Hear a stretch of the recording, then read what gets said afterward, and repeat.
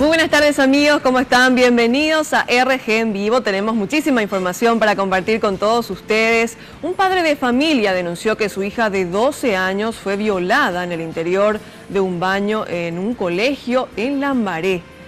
Realizaron de hecho la denuncia rápidamente en la comisaría de la zona y también están conformando una junta médica para analizar el caso. Sergio, contanos por favor, adelante.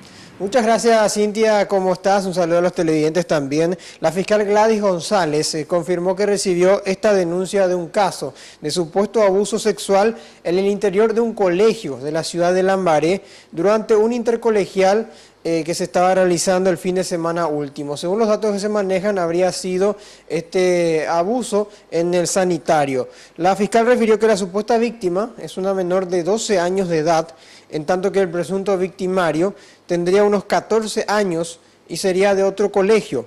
En este sentido también dijo la fiscala que ya fue sometida a la primera entrevista psicológica y que en horas más se tendría ya el resultado de lo que habría dicho esta adolescente con relación a esta situación.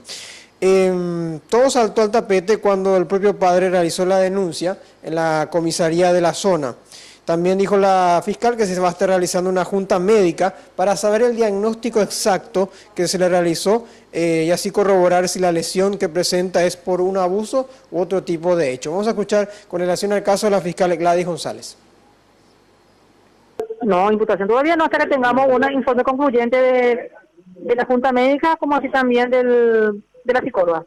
Y se tiene que ver todo que lo supuesto, no hay testigos si fue en un baño, en un baño de un colegio.